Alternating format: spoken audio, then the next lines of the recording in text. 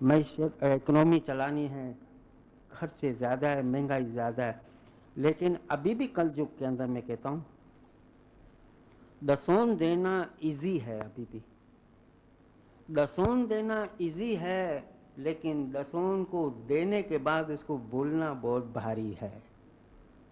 सबसे बड़ी चीज है कि देने के बाद इसको भूलना कि मैंने दिया।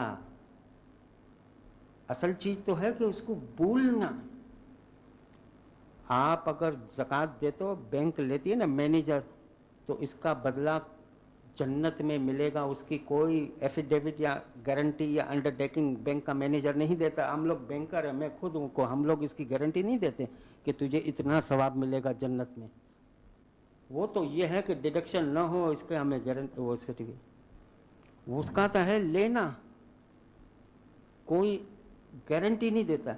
लेकिन चूंकि ज़कात के साथ दसों जो मुर्शिद और मुरीद के साथ एक मोहब्बत का सौदा है, तो मौला जो है ना उसकी गारंटी देते हैं। मैं हर वक्त इसकी मिसाल देता हूँ, समझाता हूँ बच्चों की तरह सब। मौलाना इमाम सुल्तान शाह के पास एक शख्स ने अर्ज की, मौला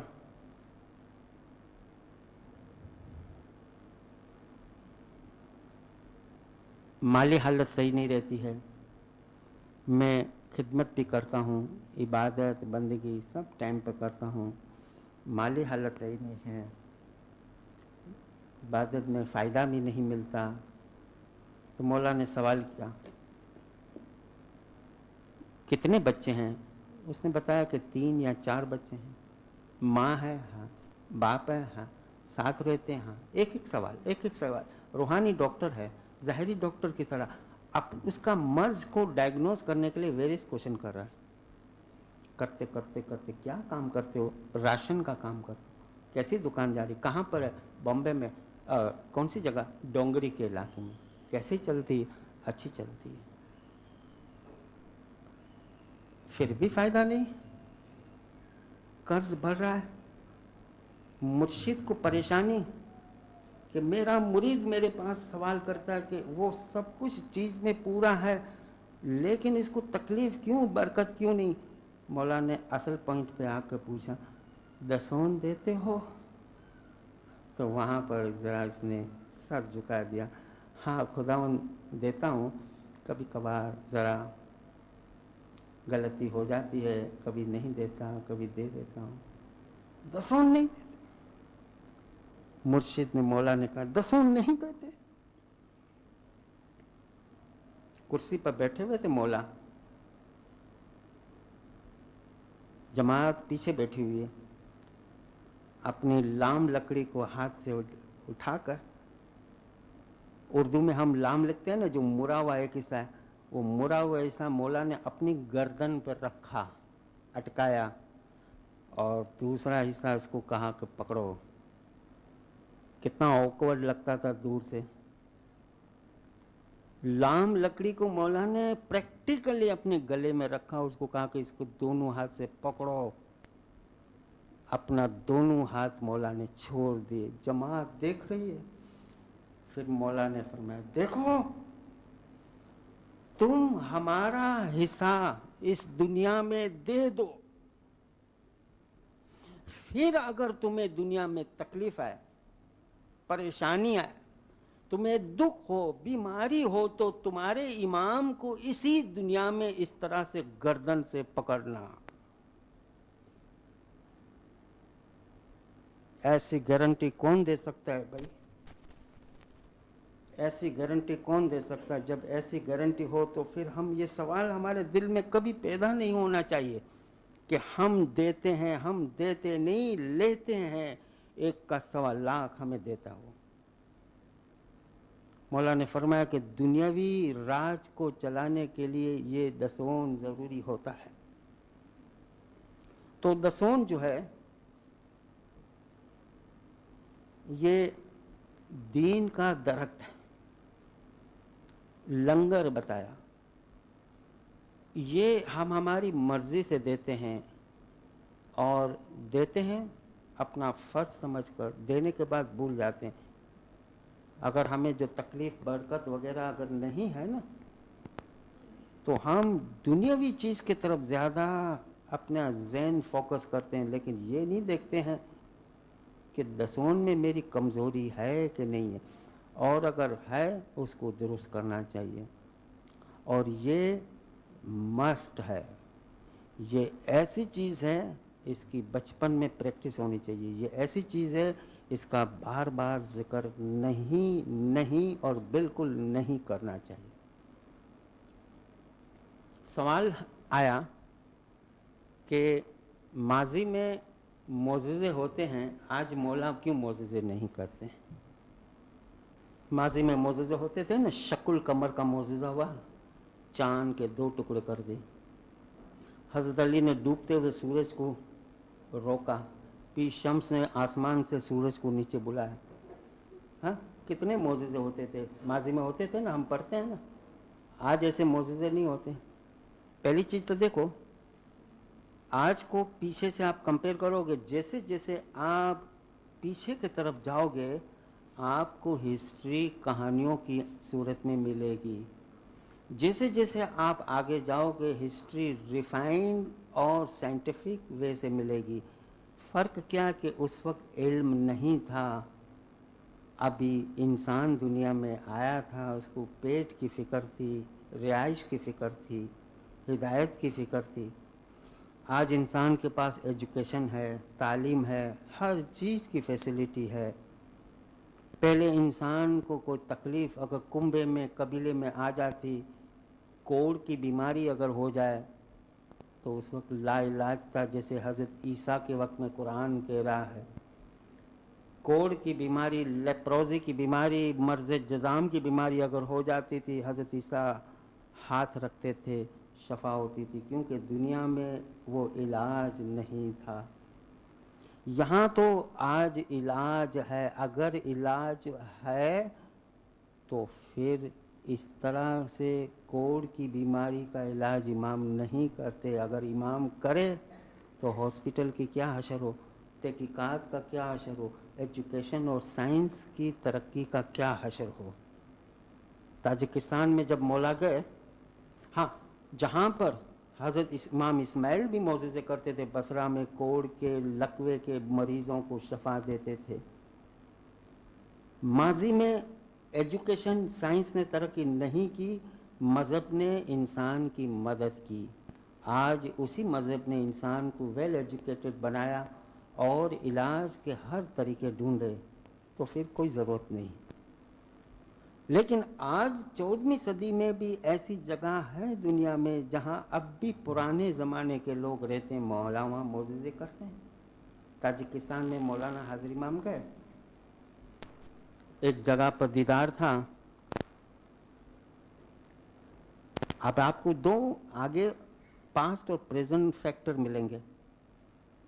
सुबह 9 बजे दीदार था, इस पेंडोल के अंदर 60 से 70 हजार के करीब 3 बजे से इस्माइली जमा थे।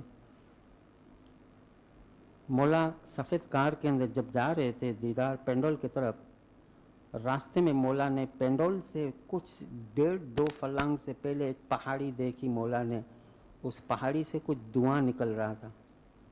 मौला ने पूछा, ये कौन सी जगह है? कोई हल्की सी ऊंची पहाड़ी थी।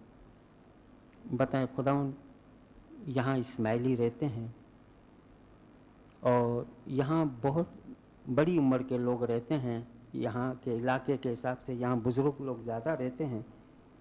ये लोग पहाड़ से ऊपर नहीं आ सकते, ये लोग ऊपर ही मनोमन दीदार करेंगे। तो मौला ने घड़ी की तरफ देखा, कितना टाइम है? तकरीबन 8:45 बजे थे और 9 बजे पेंडोल की तरफ जाना था।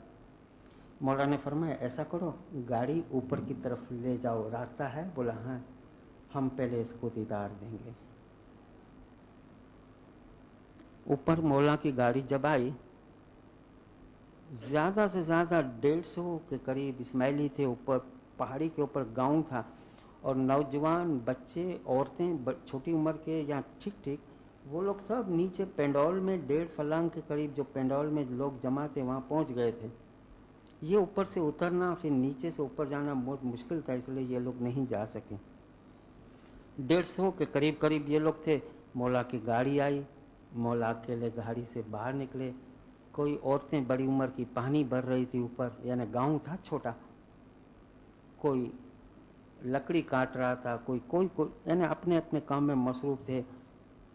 मौला को जब दूर से देखा, गाड़ी ऊपर की तरफ आई, ऐसा समझो जैसे अपना हनीमून लॉज टेकड़ी कैसी है, ऐसा नीचे से ऊपर गाड़ी गई और ऊपर से।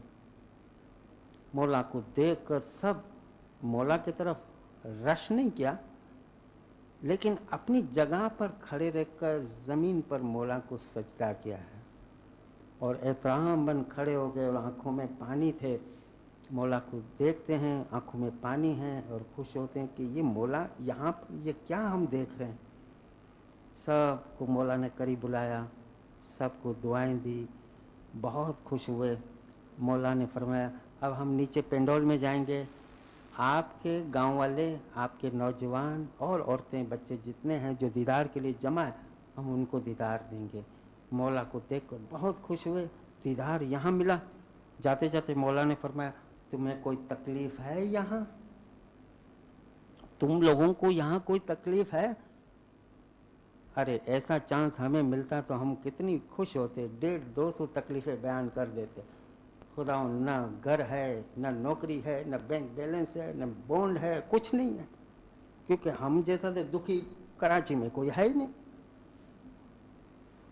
सब ने अदब से कहा खुदा सब ठीक है, गले में गांठ है, गोतीक की बीमारी। मौला देख रहा है मेरे रूहानी बच्चे दुनियावी तौर से कितनी तकलीफ दे जिंदगी पहाड़ों में गुजारते हैं। फिर पूछा तुम्हें कोई तकलीफ है? जब तीसरी मरतबा पूछा तो एक 80 साल की बुढ़िया औरत आगे आकर यूं समझो कि गांव के लोगों की नुमाइंदगी करती थी। उसने मौला के पास अर्ज की कि खुदा एक तकलीफ है। क्या तकलीफ है? कि रशिया के इंजीनियर जो है, इन लोगों ने ये फाइंड आउट किया है कि हम जिस पहाड़ी पे रहते हैं, इस पहाड़ी के दामन में बहुत आयरन है, फौलाद बहुत है, और इस फौलाद से कशिश ज़्यादा है।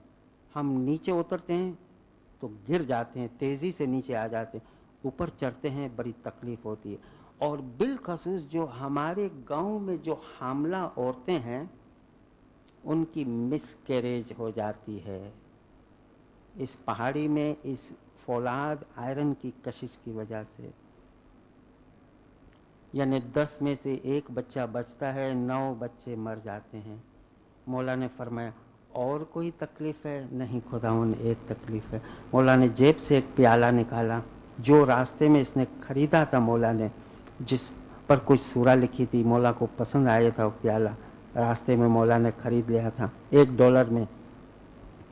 क्योंकि जब इस तरफ आ रहे थे रास्ते में एक चौक आया, मौला ने देखा एक पेट्रोल पंप थी, एक होटल थी और एक हैंडीक्राफ्ट की एक दुकान थी। मौला रुके हैंडीक्राफ्ट की दुकान में, यानी आने से 8:30 बजे हैंडीक्राफ्ट की चीज़ें, गाली यानी कालीन वगैरह देखे।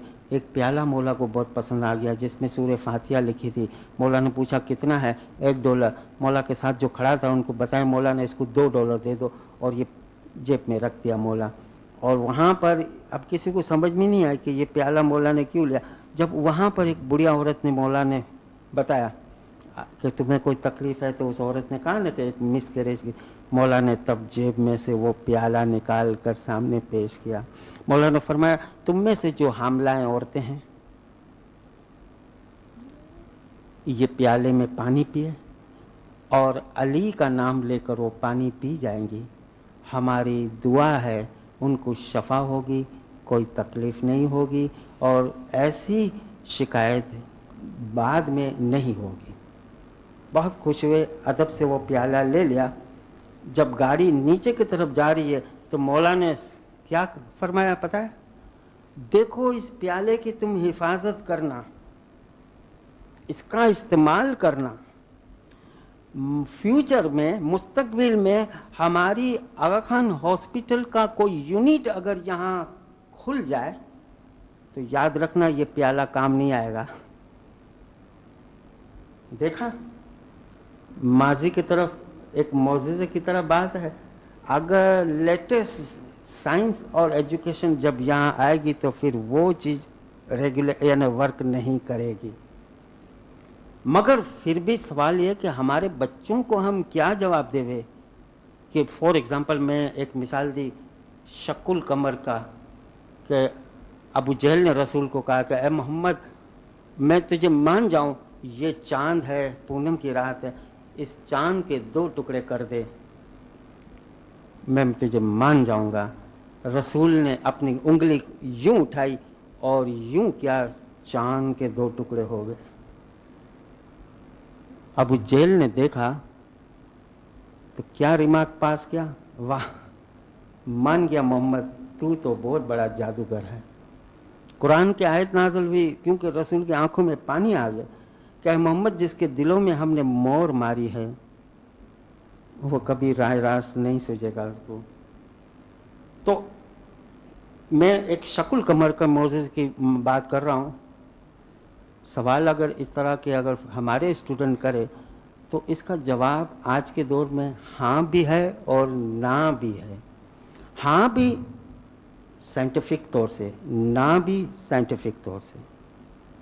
खुदा कुरान में कहता, अगर हम ना की बात करें, खुदा ने कुरान में कहा कि हर चीज सूरह रहमान में अपने नाप से सर्कुलेशन कर रही है, अपने अपने मदार में घूम रही। 1 इंच क्या, 1 माइक्रो सेकंड इंच जितना भी फर्क आ जाए तो याद रखना धर्म बरम हो जाएगा कायनात के अंदर। इंसान की बॉडी का जैसे ब्लड सर्कुलेशन है, निज़ाम जो नेचुरल प्रोसेस है, चाहे कायनात या हेवनली बॉडी में जो नेचुरल प्रोसेस है, इसमें एक तिल जितना फर्क नहीं है।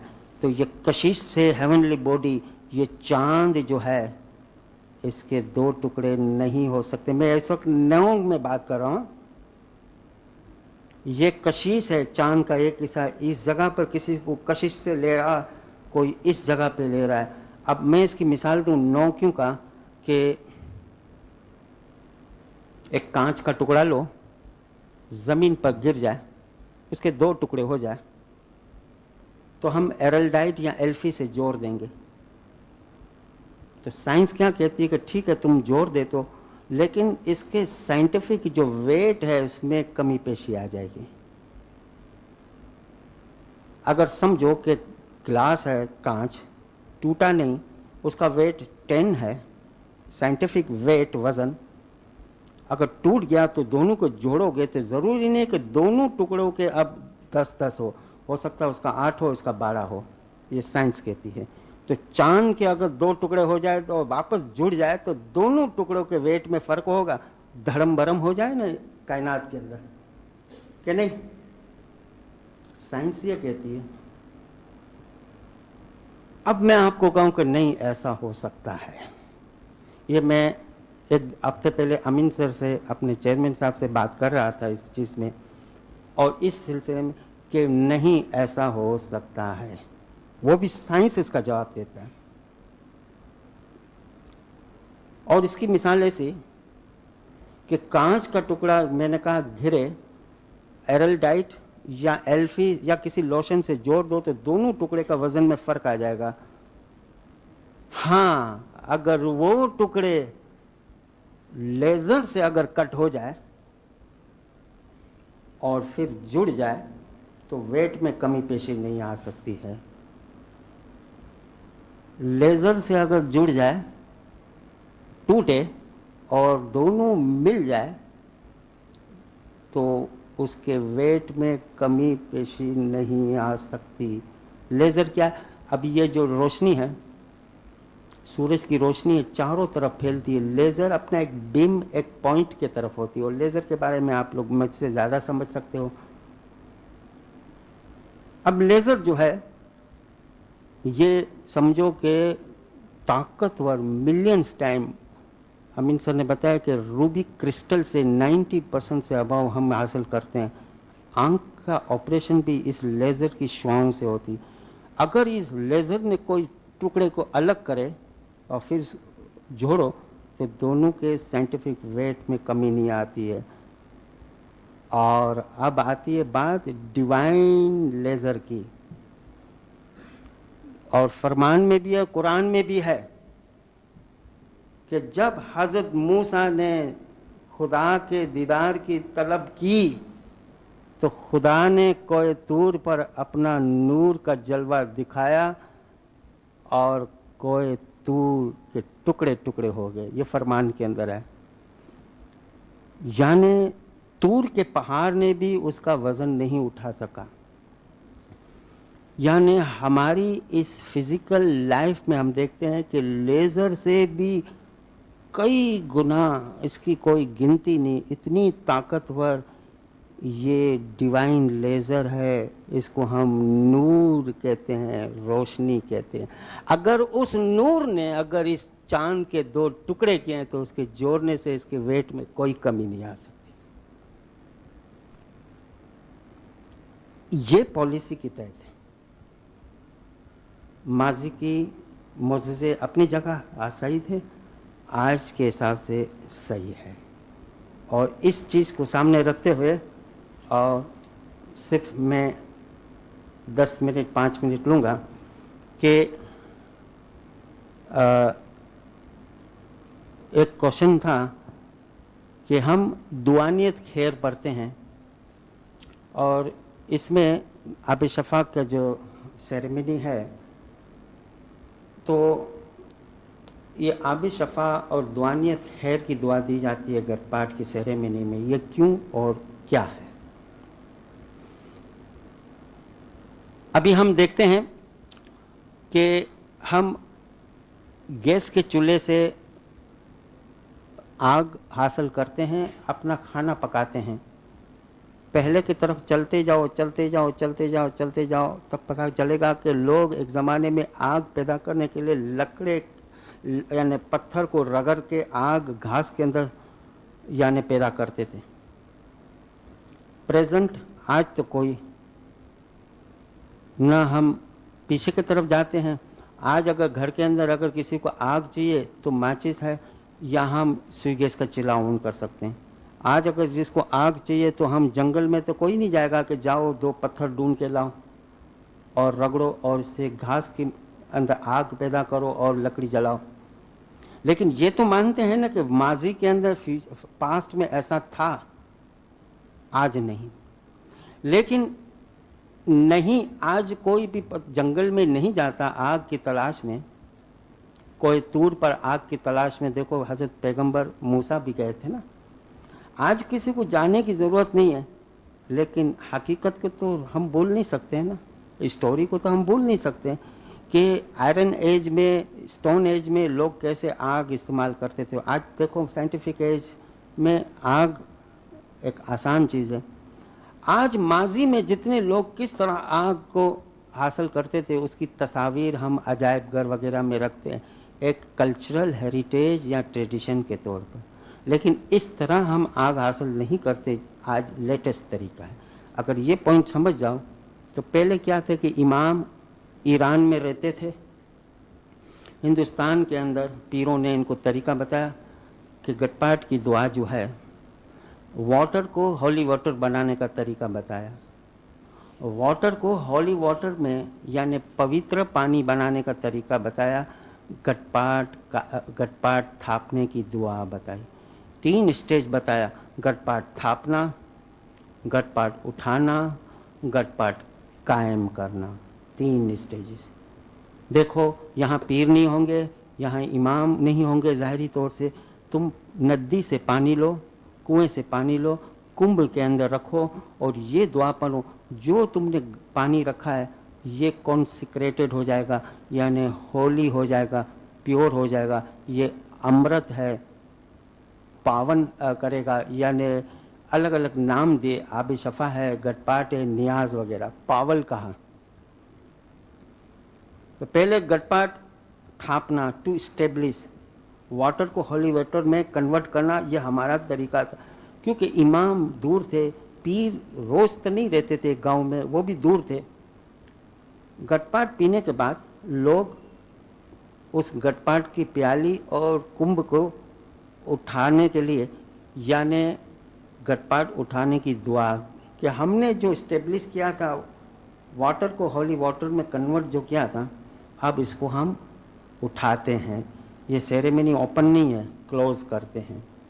क्लोज करने के बाद अब ये डिक्लेयर है कि ये एक परमानेंट रस्म है। हमने क्लोज नहीं किया, फॉर द टाइम बिंग हमने क्लोज किया है, लेकिन हमेशा रहने वाली कायम है। इसलिए गटपाट कायम करने की दुआ देते हैं।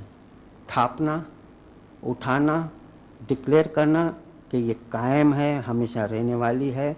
हमने अगर उठा लिया, इट डजंट मीन कि ये हमेशा के लिए उठा लिया, नहीं, ये कायम रहेगी। तो 3 प्रोसेस आप समझ गए, गटपाट थापना, उठाना और डिक्लेयर करना कि ये कायम है। तो पीरों ने हमें, पीर शम्स ने ये बताया कि जब गटपाट वाटर से होली वाटर बन जाए तो उसको पीना चाहिए, और जब उठाते हैं उसके पहले पी लेना चाहिए। बल्कि और भी बताया कि कायम हो इसके पहले पी लेना चाहिए। इस वक्त रूहानियाँ आती है और उसमें वो पावर है। इसका तरीका से ये समझाया कि 7 अप है, हम पीते हैं, आपने ओपन किया 7 अप और इसको आपने खुली बोतल को रख दिया, आधे घंटे के बाद आप पियोगे और लेटेस्ट उस वक्त बोतल ओपन करके पियोगे, दोनों का मतलब 7 अप है, लेकिन दोनों के टेस्ट में फर्क है। चूंकि उसके अंदर टेस्ट है इसलिए हम परख सकते हैं। वाटर अपनी जगह एक टेस्ट रखता है, लेकिन उसकी जो रूहानी टेस्ट है जो हम नहीं समझ सकते, वो पीने बताया उठ जाता है। तो गटपाट कहीं थापने के लिए खा के शफा इस्तेमाल करते थे, जो अभी खत्म हो गया। अब क्या है कि अब एक क्राउडेड आइलैंड बन गया है दुनिया। अब मौला क्या है कि गटपाट एक खास हर जगह पर पहुंचा देते हैं अपने हाथ का, हम कुंभ के अंदर डाल देते हैं। अब जब कुंभ के अंदर हम डाल देते हैं तो क्या है कि बज़ाहिर तो ये तरीका है कि अब थापने की, उठाने की, कायम करने की कोई ज़रूरत नहीं। मौला ने भिजवा दिया, हमने पानी इसमें मिक्स किया, वो गटपाट है। लेकिन ज़रूरत इसलिए पेश है कि वो हमारी एक ट्रेडिशन है, तरीक़ेकार है। वो ट्रेडिशन है, तरीका है कि देखो माजी में किस तरीके से हमारे बाप दादाओं को ये गटपाट मिलता था, कैसे आग की तलाश इंसान करता था।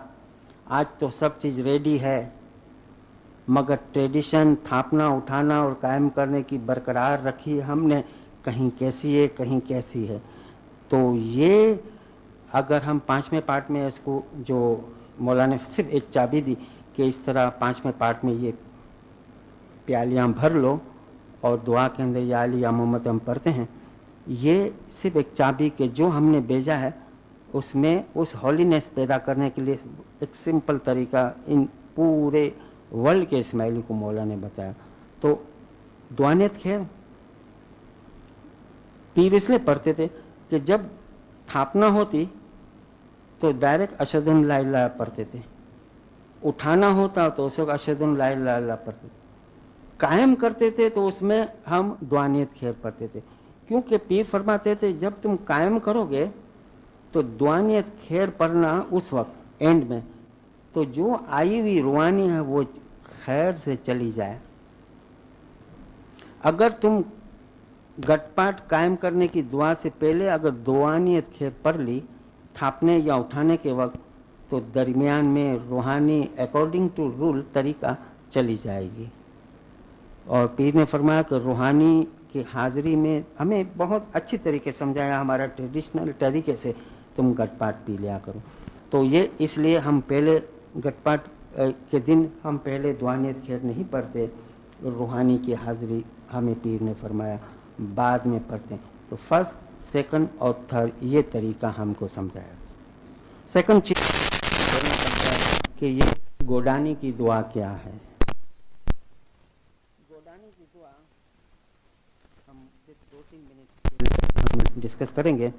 गोडानी की दुआ पीर सदरुद्दीन ने यहाँ पर शाह बंदर के इलाके में जो मैदान लगाया, या डिस्ट्रिक्ट छठा में, क्या जाके ज्ञान भरे 10 अवतार की थ्योरी बताई, ये का ये क्या दसून लिया, इमाम की मोहब्बत, ये बस, और कोई मसाइल नहीं थे। बहुत मसाइल आए, कई मसले थे। गुरुजी हमें ये करना चाहिए, गुरुजी हमें इसके बारे में क्या करना चाहिए, एक एक मसला था। और सबसे बड़ा मसला ये था कि जो हिंदू से खोजे बनते इस्माइली, वो लोग कहते थे कि हम लोग इस्लामिक तरीके से जमीन में मुर्दों को कैसे दफन करें। हम तो जलाते थे, और हमारे बाप दादाओं से हमने पूछा कि हम क्यों इसको जलाते हैं। इसलिए जलाते हैं और मुसलमान की तरह हम इसको दफन नहीं करते कि कब्र के अंदर जैसे हम दफन करते हैं कि एक कीड़ा है वो इंसान के जिस्म में दाखिल होकर दिमाग को चाट डालता है, दिमाग में दाखिल होकर इंसान के जिस्म को लाश की बेहुरमती करता है। इसलिए हम मुसलमान की तरह इसको दफन नहीं करते, जला डालते हैं। अब हम चूंकि मुसलमान इस्माइली बने हैं खोजे, तो हम ये कैसे तरीका अपने बाप दादाओं को छोड़ देवे और इसकी जगह पर हम दफन करें। हम भी चाहते हैं कि जलावे, लेकिन इनको तो सिखाना था कि नहीं, तुम्हें दफन करना है, जलाना नहीं। तो आर्गुमेंट ये रखते थे कि वो कीड़ा। तो पीर ने पूछा कि किस कीड़े की बात करते हो, तो उस कीड़े को हिंदी में और कहीं कहीं प्राकृत जबान में भी मैंने पढ़ा है, इसको गोड कहते हैं, गोड। तो पीर ने फरमाया कि मैं इसका एक तरीका बताता हूं कि जब भी कोई मर जाए किसी के घर में, फैमिली में, तो उसको तुम दफन करो, उसके बाद इसकी यानी नमाज जनाजा गिनान के अंदर भी है, पढ़ा लो, लेकिन 3 दिन के बाद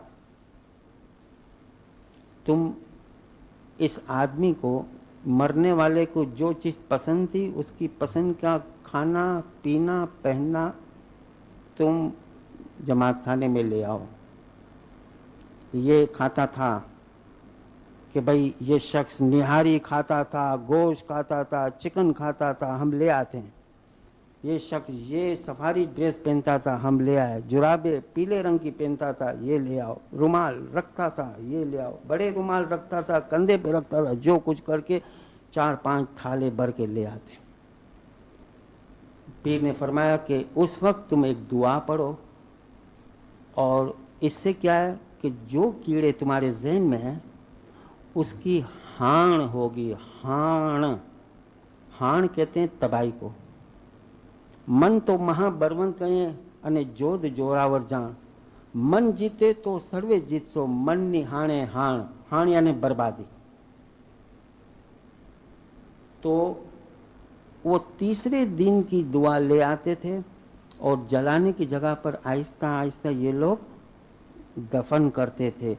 तो गोड की हानि होती थी, इसलिए गोडाणी कहते थे, और उस दिन दुआ पढ़ी जाती थी, इसलिए गोडाणी की दुआ कहते थे। और एक्चुअल चीज क्या था कि ये जो चीज ले आते हो इसका सवाब मरने वाले को पहुंचता है। ये अब सेंस है इसका तरीका। तो गोडानी की दुआ ये हमारी एक ट्रेडिशनल दुआ जो पहले से चली आती थी। आखिरी में अल्लाहुम्मा सल्ली अला मोहम्मदिन व आले मोहम्मद,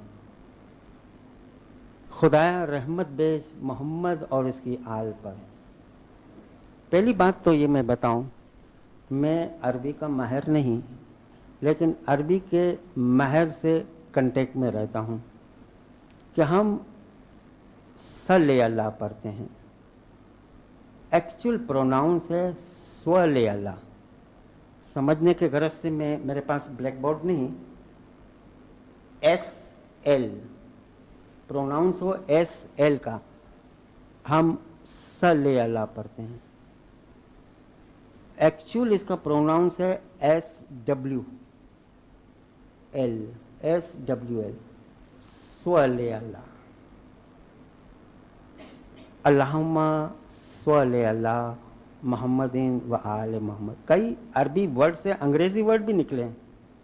अगर सल्ले अल्लाह पढ़ोगे, सल्ले अल्लाह, अल्लाहुम्मा सल्ले अला मोहम्मदिन व आल मोहम्मद, खुदाया रहमत भेज मोहम्मद और इसकी आल पर।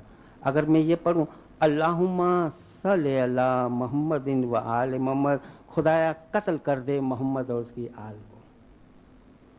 प्रोनाउंस में जरा गलती है, मायना में पूरा फर्क आ जाता। सले, स्ले, SLAY, स्ले कहते हैं ना अंग्रेजी में मर्डर, कत्ल को, किल को। To slay, slay, slew, slain नहीं कहते हम, इससे अंग्रेजी वर्ड स्ले वर्ड बना।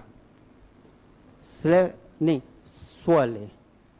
ये हम अपना टेस्ट हमारा तरीके से हम पढ़ते हैं अल्लाहुम्मा स्वले अला मोहम्मदिन व आले मोहम्मद।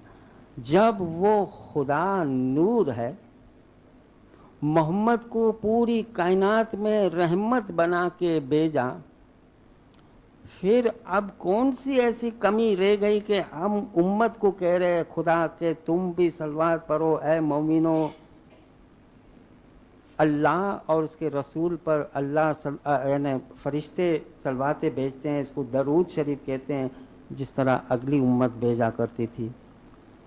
इसका मतलब कि रसूलुल्लाह रहमतुल लिल आलमीन तो है, कहीं न कहीं कमी पेशी लगती है कि खुदा ने कहा कि उम्मत को कि तुम सलवात पढ़ के वो डिफिसिट पूरी कर लेना, यही मतलब है। या अगर रहमतुल आलमीन है तो फिर अब इसको किसी की रहमत की जरूरत नहीं। हम जो सलवात बेचते हैं एक्चुअली उस नूर पर नहीं, उस बॉडी पर जिस जिस्म में वो नूर है। नूर रहमतुल आलमीन है, उसको रहमत, वो खुद रहमत का समंदर है। हम सलवात बेचते हैं उसके जिस्म पर। अब जिस्म पर सलवात बेचने से मुराद क्या है कि जिस्म कभी जमाली हालत में हो, कभी जलाली हालत में। हम इस जिस्म के ऊपर, यानी इसका मतलब क्या कि मौला सलवात के जरिए अपना प्रोटेक्शन चाहता है, यही हुआ मतलब। लेकिन क्या है कि कोई भी चीज,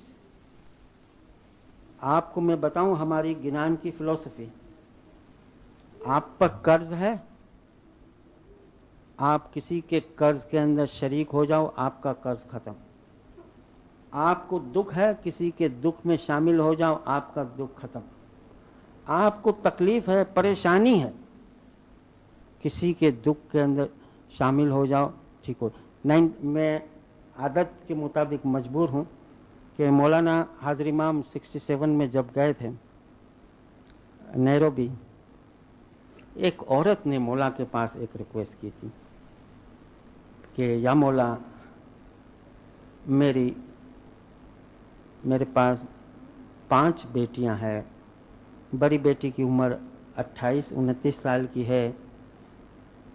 मेरे पास 5 होटलें हैं, 2 मेरे पास छोटे मिनी मार्केट है, अच्छी खासी दुकानें हैं। मेरे हस्बैंड का इंतकाल हो गया, करोड़ों शिलिंग की मेरे पास बैंक बैलेंस है, कोई चीज की कमी नहीं। और अगर जो कमी है कि मेरी इन पांचों बेटी के लिए कोई अच्छा रिश्ता नहीं मिलता बस, और इसका कोई इलाज नहीं, न डॉक्टर के पास, किसी के पास कुछ नहीं। मौला ने फरमाया आर यू सीरियस? अब देखो, मौला ने उससे सवाल किया, तुम संजीदा हो? यानी मैं इसका जवाब दूं, तुम उस पर अमल करोगे, सीरियस हो? बोला बेशक मौला, आप हुक्म करो। ये औरत न जाने कितने लोगों की मदद करती थी, सब कुछ करती थी। मौला ने फरमाया हमारे हिसाब से तुम में एक शॉर्टकमिंग है, तुम्हारे अंदर एक कमी है, एक डिफेक्ट है, गलती करते हो। कौन सी गलती? मौला हाजिर, मैं सुनने के लिए तैयार हूं कि आसपास मोहल्ले में किसी नौजवान लड़की की जब शादी होती हो तो तुम्हारे दिल में आग भड़क उठती है, तुम जलती हो, जिसकी वजह से कुदरत के रहमत के फरिश्ते तेरे घर में दाखिल नहीं होते, और तुम 5 बेटियों को लेकर घूम रही हो। मौला ने फरमाया ऐसा करो कि गांव के अंदर शहर में जिसकी भी शादी हो, जिस बेटी की शादी हो, उसकी खुशी में जाकर तुम मिलो, खुश हो। तुम खुश होगे, रहमत के फरिश्ते, रहमत अल्लाह की तुम्हारे घर में दाखिल होगी। तो कोई चीज इमाम ने हमें ये बताया, उसने ऐसा ही अमल किया, उसका फायदा हुआ कि कोई चीज बजाय डायरेक्ट कोई चीज मांगने में ज्यादा ताकत इनडायरेक्ट मांगने में। मैं मांगू उससे इनडायरेक्ट। और ये चीज है कि जमात अगर ये दुआ मांगे कि या मौला मुझ पर रहमत भेज, तो बेहतरीन तरीका ये है कि बजाय डायरेक्ट मांगने, डायरेक्ट भी मांग सकते हैं ना नहीं, लेकिन उससे ज़्यादा ताकतवर है कि कुल इस्माइली के लिए दुआ मांगो। आप कहो कि मेरा ईमान सलामत रहे, इससे भी ज़्यादा अगर ताकत रखना चाहते हो इस दुआ में, मांगो या मौला कुल इस्माइली का ईमान सलामत रखो। जब कुल इस्माइली के लिए दुआ मांगोगे तो उसमें आप भी